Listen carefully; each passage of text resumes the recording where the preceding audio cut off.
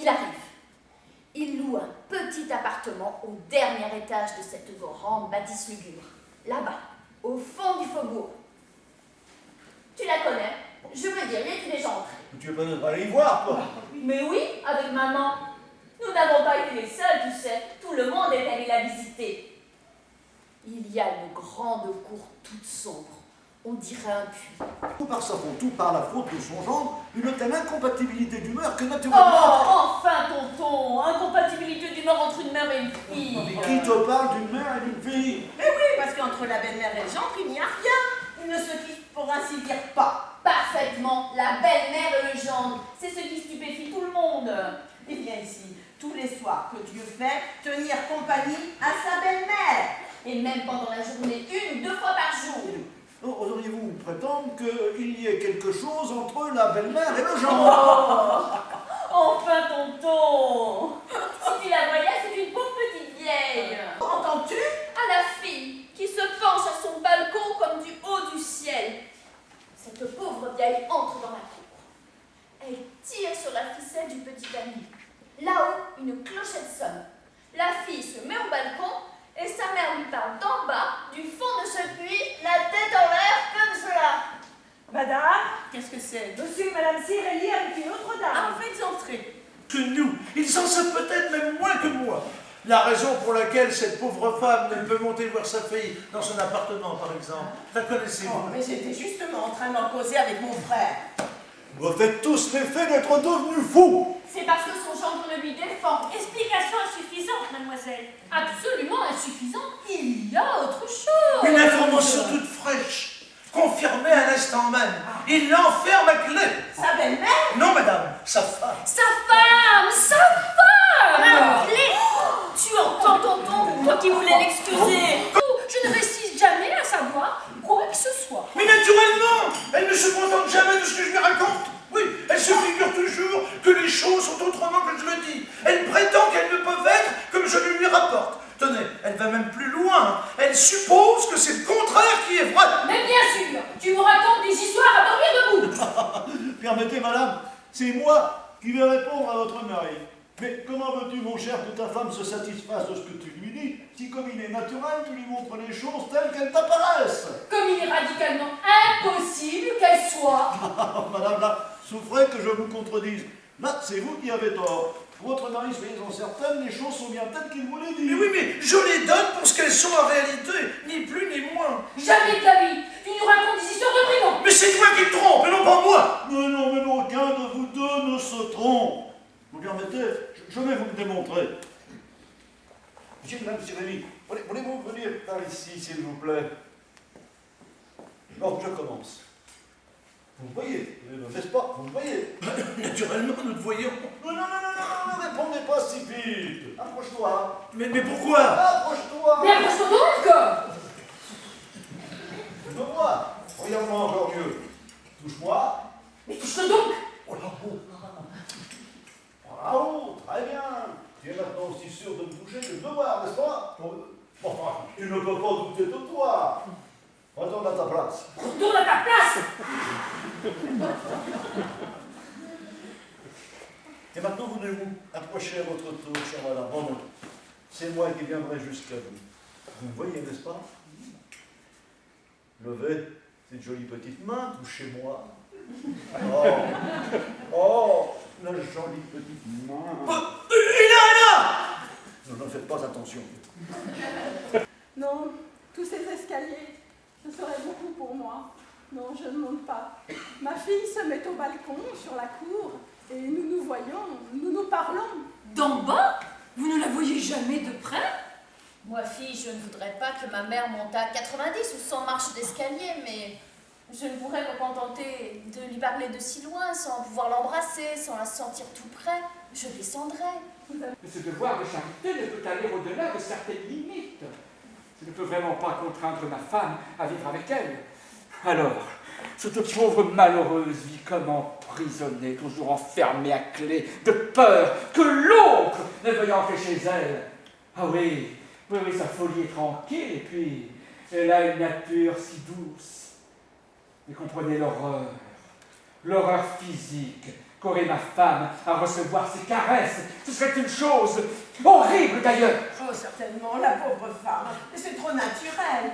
Mais alors, c'est elle qui veut qu'il l'enferme à clé? Monsieur le secrétaire général, vous comprenez maintenant que je ne pouvais laisser venir Abelner ici que contraint et forcé. Mais je comprends maintenant, je comprends, je m'explique tout. L'homme qui est la victime d'un pareil malheur doit demeurer à l'écart.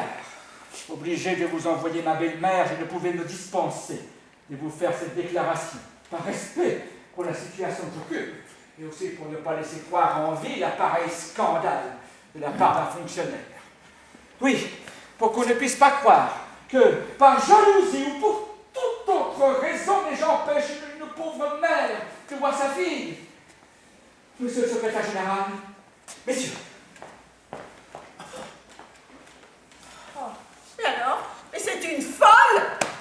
N'insistons pas, là. En tête à tête, nous savons parfaitement qui nous sommes. Ah, si nous étions seuls au monde, il n'y aurait aucune difficulté, mais il y a les autres. Voilà le malheur.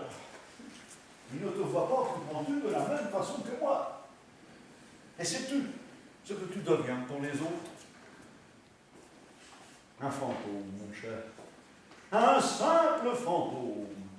Et pourtant, vois comme ces gens sont stupides. Et voilà dévorés de curiosité qui galopent après les autres pour les saisir. Comme si l'on pouvait saisir les fantômes.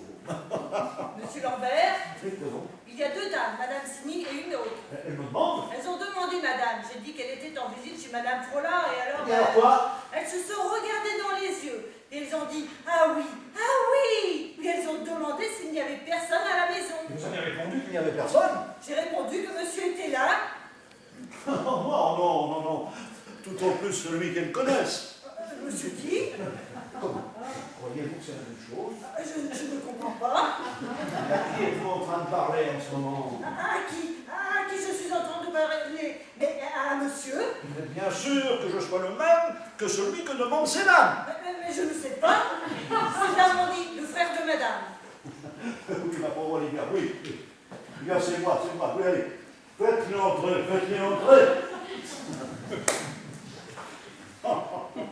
Ce sera une séance extraordinairement intéressante. Plus que quelques minutes avant le lever de rideau. C'est pour 11 heures, parfaitement. Préparé? Qu'est-ce qu'il préparait? Des confrontations, une idée merveilleuse. Quelle confrontation? Mais de tous les deux, ici même. Monsieur Panza? Oui, et elle... Madame Frolin? Oui, et tout le monde ici, une idée géniale. Vous n'arrivez à savoir? Mais la vérité, on la sait déjà, mais il ne s'agit plus maintenant que de la démasquer. Ah, on sait déjà. Et lequel est-ce, lequel des deux? Mais d'après vous, lequel est-ce?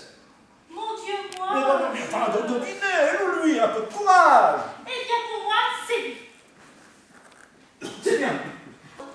Tu entends? Elle joue. T'es vieille. Oui. Elle nous a dit que sa fille jouait toujours cet air-là. Tu entends avec quelle douceur elle joue? Allons-y. Pourquoi pas? Je vois pas ce qu'il y a de mal. mais cette musique, comprenez-vous, mais c'est celle que jouait sa fille. Ça vous fait peut-être du mal de l'entendre? Mais non, ce n'est pas à moi. C'est à elle que ça fait du mal. Un mal incalculable. Mais monsieur le secrétaire général, je vous avais pourtant bien expliqué, ainsi qu'à ces dames, l'état de cette pauvre malheureuse. Oui, Je vous avais dit qu'il fallait la laisser en paix, qu'il ne devait ni recevoir de visite, ni en faire. Je suis seul à savoir comment il faut la traiter ou la tuer. Qu'est-ce que vous avez raconté? Qu'est-ce que vous avez raconté à ces dames? Mais rien, je te jure, rien. Rien? Mais comment rien? Mais je l'ai bien entendu et monsieur l'a entendu comme moi. Vous avez dit elle joue. Mais qui joue? Lina joue. Et vous savez bien qu'elle est morte depuis 4 ans, votre fille. Mais oui, mon petit, mais calme-toi. Mais oui, calme-toi. Vous avez dit depuis lors, elle ne peut plus jouer. Mais naturellement qu'elle ne peut plus jouer depuis lors. Et comment voulez-vous qu'elle joue? Puisqu'elle est morte. Vous avez simulé la colère? Mais par force, monsieur! Ne voyez-vous pas que le seul moyen que j'ai pour la laisser dans son illusion, c'est de lui crier la vérité, comme si j'étais fou, ou exprimer une idée fixe. Oh, je vous demande pardon, et puis permettez-moi de me retirer. Il faut que je cours chez elle. Et voilà. Mesdames et messieurs, la vérité est découverte. Monsieur le commissaire Century apporte des informations sûres données par des témoins. Alors, bravo. J'avais toujours dit, il était impossible que vous ne fassiez pas heureusement à bout de cette affaire. Bravo. Bravo, mais voyons, les profs tout de suite. Lequel Mais non, il s'agit de ce secrétaire général. J'ai fait tout ce que j'ai pu, certainement. Mais je ne sais ce qu'a pu vous annoncer Monsieur Luigi. Que vous nous apportiez des informations sûres. Mais oui, des documents probants. Oh, pas très nombreux, mais probants. Fournis par des témoins qu'on a pu retrouver du village de Monsieur Ponza. Oui, des gens qui savent. Ah, oui. Voilà, monsieur le secrétaire général. Voyons un peu, voyons cela. Mais vous, monsieur Luigi. Non, mais je m'en prie, laissez lire. T'es folle? Mais non, ce papier ne dit rien du tout. Mais comment ça, mais que dit le papier? Mais si, ce papier dit madame. Il dit précisément Madame Frola. Mais pas du tout. Le témoin dit qu'il lui semble. Il n'est pas certain. En tout cas, il ne sait pas si c'est la mère ou la fille qui était dans une maison de santé. Mais si, c'est la mère. Le moyen de tout savoir, vous avez entendu, c'est l'œuf de colomb. Ah, vraiment, chère Olivia, vous nous sauvez. Vous avez entendu? Mais qu'est-ce qu'il y a? Qu'est-ce que c'est? Qu'est-ce que j'ai dit? Je ne vois pas. Voyons ce que vous avez dit, mais vous avez résolu la question. Eh bien, si c'est ça, eh bien, tant mieux. Mon frère veut m'en dire un mot. Puisque tu chantes, on t'interroge. Réponds. Je lui avais demandé de se taire. Sais-tu pourquoi? Parce que depuis 2 jours, il s'amuse à tout brouiller encore davantage.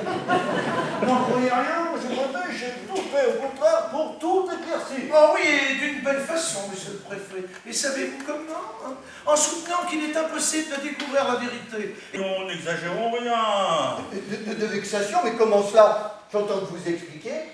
Est-ce que c'est de ma part? De la part de tout le monde. Et voilà pourquoi je m'en vais. Je m'en vais, monsieur le préfet, parce que je ne puis tolérer l'inquisition acharnée, féroce, dont je suis victime de ma vie privée. Elle finirait par compromettre, par ruiner irréparablement un acte de charité qui me coûte tant de douleurs, tant de sacrifices. Je vénère, et plus que ma propre mère, cette pauvre vieille, et je me suis vu contraint, ici même, hier, à lui parler avec la violence la plus cruelle. Je viens de la trouver chez elle, dans un tel état d'agitation et d'accablement. Vous nous parlez d'agitation, monsieur Ponza. C'est étrange, madame Frola a toujours parlé très calmement avec nous. Vous nous parlez d'agitation, mais c'est vous qui nous en donnez l'exemple en ce moment. Mais c'est parce que vous ne savez pas ce que vous me faites souffrir. Allons, calmez-vous, mon cher Ponza. Mais qu'y a-t-il? Je suis là, hein? Et vous savez dans quelle confiance et quelle sympathie je vous ai toujours écouté, n'est-il pas vrai? Lorsque vous êtes venu nous voir après la première visite de votre belle-mère, nous raconter qu'elle était folle, nous vous avons cru. Mais comprends-tu, sa belle-mère est venue tout de suite après. Oui, je sais, tu me l'as déjà raconté. Oui, elle est venue précisément vous donner les raisons que vous cherchez vous-même à tenir en éveil chez elle. Il vous faut admettre qu'un doute angoissant peut naître dans l'esprit de ceux qui l'écoutent. Hein? En entendant parler votre belle-mère, ces messieurs estiment ne plus pouvoir ajouter foi en toute certitude à ce que vous affirmez. Ce que nous voudrions simplement, c'est que vous nous disiez... Quoi? La vérité? La seule vérité est celle-ci. Je suis bien la fille de Madame Frola. Et la seconde femme de Monsieur Ponza. Oui, et pour moi, personne.